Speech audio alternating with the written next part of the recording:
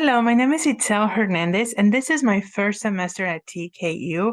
And I'm so happy that Christian Worldview was my first class online. Today, for my final project, I would like to talk to you about this popular TV show called Friends. I'm pretty sure you have heard of this TV show. If not, you have already watched it. But in case you don't know about this, let me give you just some fun facts about it. The first episode aired on September 22nd, 1994. It had a total of 10 seasons, meaning it was on air for 10 years nonstop. And the last episode aired on May 6, 2004, on the big screens of Times Square in New York City. That's how big of a deal it was. It was very, very popular. Um, about 52 million people saw the last episode live.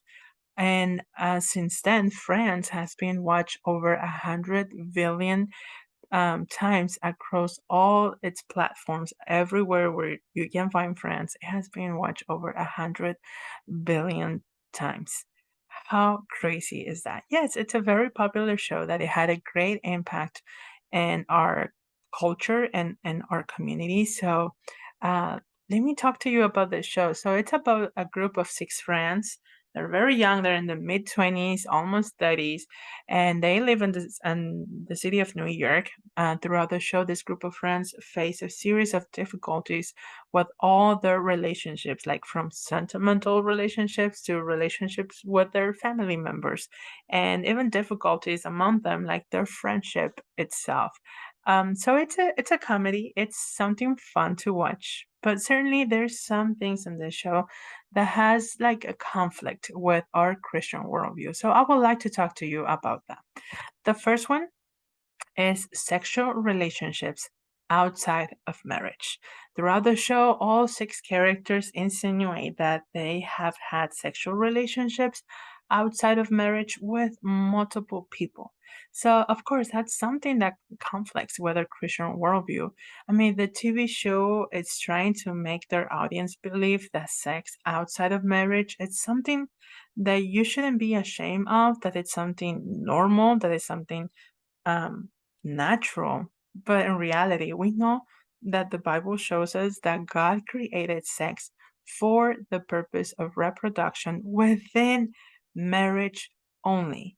I mean, God knew exactly what He was doing. We learned throughout the semester in the book Mere Christianity by Lewis that sexual relationships outside of marriage can have a consequence, not only in the spirit in a physical aspect, we're talking about some diseases, but also in the spiritual and an emotional aspect. So God knows exactly what He's doing and why He did it. And in reality, Christianity doesn't condemn sex as it is because it was created by God, but only when it's within marriage.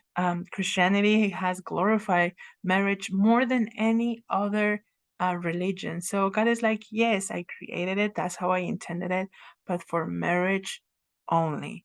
So that's the first worldview that I really wanted to talk to you about. And there's one more that I would like to share with you. But before we go to that one, let's read something in the Bible. And this is in Hebrews 13:4. This is a New Living Translation. And it says, give honor to marriage and remain faithful to one another in marriage. God will surely judge people who are immoral and those who commit adultery. Adultery, according to the dictionary, it's a voluntarily sexual intercourse between a married person and a person who is not his or her spouse. So this is talking about not just people who are single, who are not in marriage, to not to keep yourself and to wait until marriage, but also for those who are already married.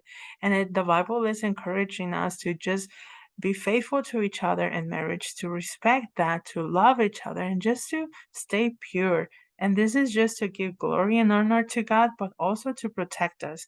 God is protecting our physical body, He's also protecting our mental health, and surely He is protecting our emotional or emotions.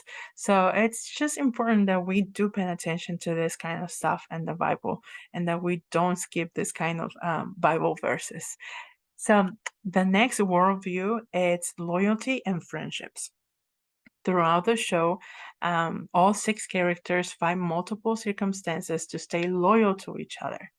But because they're human beings, they try really hard, but they get to disappoint each other multiple times. They just can't stay true to each other in some occasions. And I mean, I think that's one of the reasons why this show was very popular because a lot of people could relate to that. You know, there are friends in this season in their lives where they're just trying to figure it out life. They're not married, they're just trying to understand what's their career goals, if they want family, if they don't want to have a family, and just the importance of having friends out around you when you're just trying to figure out life. It's good to have someone next to you. But we all are humans and we will fail each other. We will disappoint each other. And they show this in this program in a fun, laughing way. Um, but it's something that you will see in this show. The Bible shows us that friends can be so loyal that they become like brothers or sisters in difficult times. And basically, God is showing us that yes, He intended friendships, that He can give you that one friend that will be with you like whatever it happens, and you can count on that person because God allows that. And we have a great example of Jonathan and David in the Bible, how good friends they were. And this is something that the show will also show you, the show of Friends. But also the Bible shows us that no one is as loyal and as loving as our best friend Jesus. Therefore, we cannot completely depend on another human being because we are going to fail each other. But the only one who's not going to fail us, the only one that will never disappoint us is Jesus. And that's why we can only and we should only depend on Him. Yes, we will have really good friends, friends that will give us the best advice, friends that God will use them to talk to us through them, but our only and good friend and our best friend will always be Jesus. And this is also in the Bible. This is not something that I'm making up. So Proverbs 18:24 says, there are friends who destroy each other, and they're called friends, air quotes, but a real friend sticks closer than a brother. And this other Bible verse in John 15:15, it's one of my favorites, and I love it. It's red. We know that every time we see red letters in the Bible is because Jesus said that.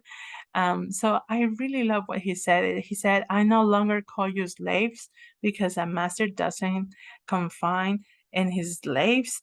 Now you are my friends, since I have told you everything that the Father told me. Jesus is our only friend, and He is the one that will always be there for us. He's the one who will actually do something to help us, and He is the one who will never fail us and will always give us the best advice for any circumstances that we might be going through. So, those are the two worldviews that I wanted to share with you. Of course, this is a TV show that I'm a fan of, to be honest. But I started watching this show when I was about 25. And I think I was mature enough, not just mentally, but also spiritually, to understand that we live in a world where we're going to see TV shows, we're going to hear music sometimes. Um, Stuff that is being thrown to us that are going against our beliefs, are going against the Bible. And we cannot be blaming on the world. We can't be mad at the world for that. We should be just smart and we have to be wise on how we let that stuff affect us. And I think I was mature enough to say, okay, I like this show. I can laugh at it. I enjoy to see an episode here and there, but I'm not going to change the way that I think and the way that I believe about marriage, for example, about friendships. And I hope that this will help you. And I hope that this was a blessing for you. Thank you so much for watching. I will not say go watch Friends, but it's a good show. It's a good show. And actually, there's a quote from that show that I really like. It says, "This is Phoebe. She's asked to help move some boxes or something, and she's like, I wish I could, but I don't want to." And I just love how honest she is, and that I really hope that you have friends around you who can be really honest to you and that will tell you things as they are and that they will not hold you back, but instead push you forward so that you can be moving forward in life. Well, this is the moment where I say thank you for watching. Again, my name is Itzel Hernandez, and I appreciate your time. Have a good one.